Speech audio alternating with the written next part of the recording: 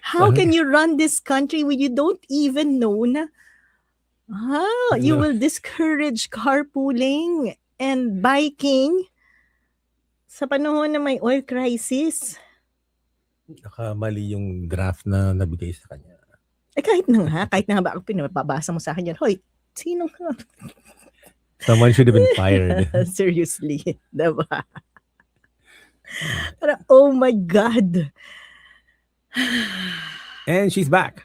At saka yun po, gusto ko nga i-discuss naghanap ako ng pagkakataon na dahil pinag-usapan na at very popular yung recommendation na i-suspend ang excise tax. Habang nagno-note ako gagawin ko nga sana, gagawa sana ako ng short video kaso mahirap pag jet lag ka.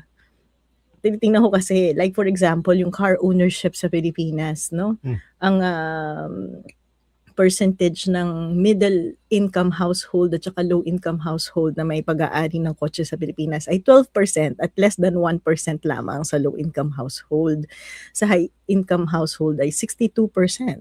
So, tama pa yung sinasabi ni Professor Winnie Monson na kapag sinuspend natin ng excise tax, ang makikinabang talaga niya, ito yung example ng regressive policy. Ang makikinabang talaga ay may mga higher income dahil sila yung mas mataas magkonsumo ng gasolina, ng fuel, kumpara sa mga lower income.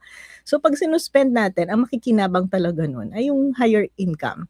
Pangalawa pa yung, actually, ito lang kasing nakakasama ng loob. Kung ako yung presidente ngayon, masakit talaga sa ulong isolve ito. Bakit? Kasi may fiscal problem din tayo. Diba? Palaki yung utang kasi mismanage ang pera ng gobyerno dahil kinukurakot. But at the same time, we have a crisis. Kailangan natin mag-provide ng subsidy doon sa mga sektor na talagang tatamaan ng oil crisis na to. Diba? But at the same time, paano mong mapipiga yung mga tao na patuloy pang magbayad ng tax? Wala pang solusyon to mga issue ng korupsyon no? Ito daw yung mga ito daw yung issue na pang NPA discussion. Buti na lang kung ito yung level ng NPA discussion. I'm so proud na hindi ito ang level ng VP discussion. Anyway, going back to the excise tax, no? Sa akin ang suggestion ko, wag natin i-suspend ang excise tax ng fuel kasi yung mga mayayaman kayang i-absorb yung increase. Pangalawa, yung proceeds sa excise tax, this is the moment na kailangan na talaga nating i-push yung transition at improvement na ating public transport.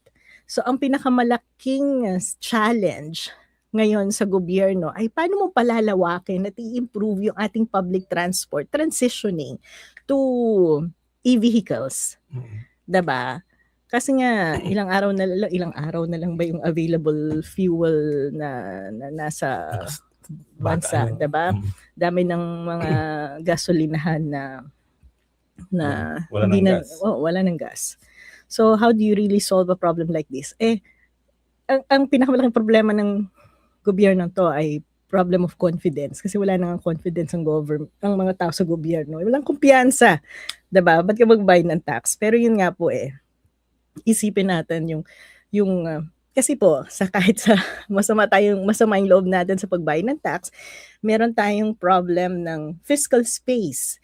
If we suspend the excise tax, lalong mawawalan ng pondo. Kapag lalong nawalan ng pondo, paano tutugunan ng gobyerno yung demand natin na i-subsidize ang public transport, gawing free, magkaroon ng mas malawakang libreng sakay, targeted subsidy sa mga nangangailangan dahil kailangan nila ng assistance dahil itong kakulangan ng langis ay magdudulot ng inflation, pagtaas ng presyo ng bilihin, etc. etc. So, kailangan ng matinding tulong dyan mula sa gobyerno. So, kung kulang, ang pangtulong ng gobyerno, pupush natin yan kasi kailangan nila ng tulong Saan kukuha ng pera yung gobyerno? Mangutang na naman.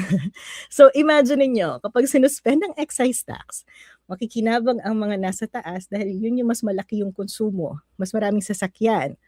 Pero ipupush natin yung kailangan social assistance and social protection program. Mangungutang, sino bayad ng utang? Middle class. So, medyo regressive na, dagdag burden pa talaga sa middle class itong immediate solution ng pag-suspend ng excise tax. Kaya, ang kailangan nating gawin, please don't suspend the excise tax, but allocate a significant portion of it in fixing public transport. Make sure na targeted ang assistance. Ito pa yung isang nakaka-frustrate, no? Sa ibang bansa, automatic na yan eh. Pinag-usapan na nga algorithm AI kung paano yung ginagawang targeting sa assistance. Tayo hanggang ngayon, manual pa rin. Kaya ngayong, pagpasensyahan nyo na po. Kakabalik ko lang kanina ay keynote speaker tayo. Ganyan talaga kapag bobo ka eh. Kung saan naiimbita. Ginagawa ang keynote speaker. Madali nang solusyonan yung mga gantong problema, yung paggamit ng AI para mas lalo mag-improve ang serbisyo ng gobyerno, targeting, identification kung sino ba yung mga kailangang bigyan ng technical assistance, support, financial assistance, social welfare, protection, etc. ng taong bayan at ng gobyerno. Sa ibang bansa, automated na yun. Meron ng this database, meron ng algorithm. Sa atin, manual eh. Daming dadaanan ng ayuda mo. Kitang-kita natin to nung panahon ng pandemic. Bibigay ka ng ayuda, ang daming dinadaanan. Pagdating dun sa mga tao, natatanggap yung ayuda, kalahati na lang kasi napambulsa na yung ayuda dahil sa dinami ng dinaan ng kamay. Diba? And in other countries, na-automate na lahat, algorithm na, may database, better targeting. Hindi yung ginagawa sa Pilipinas, hindi dahil hindi natin kaya. Kung hindi wala sa interes ng gobyerno na isulong yung mga bagay na to. Kasi mababawasan yung korupsyon. Diba? Nakaka-high blood, sorry pa, babalik ko lang eh. Naiinis ako eh. Wala pa rin solusyon wala pa rin tugon dun sa mga issues ng flood control at corruption. Sinusundan ko yung mga discussion mo. Binabantayan kita eh. Nararamdaman ko nga eh. Parang nandito si Prof. Shelo. Diba? Nakaka-frustrate. Yung mga, alam niyo po yan. Yung mga gantong solusyon sa mga pang-araw-araw na buhay natin, nagagawa natin, yung paraan, alam natin yung logical solution. And yet, we accept mediocrity and stupidity and we find excuses for aspiring, nakita ko kasi sabi ni yan ang sagot ng aspiring president. Okay lang sa atin yung mga mediocre at saka wag daw silang sina-challenge kasi hindi lang daw katapat ni Granada, hindi daw ka-level ni Granada si Sara. Lovely, it's way up there. Agree po.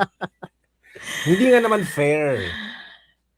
It's not fair. Kawawa naman siya. It's not even about fairness or magka-level. Ba't ano bang akala ni Sara? Napakataas niya sa bagay. Wala talaga makaka-arok at makakaunawa kung bakit yung biking at saka carpooling hindi magandang solusyon sa energy crisis.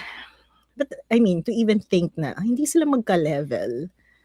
Ba't ano bang level niya? Diba? At saka, hindi po yan about level.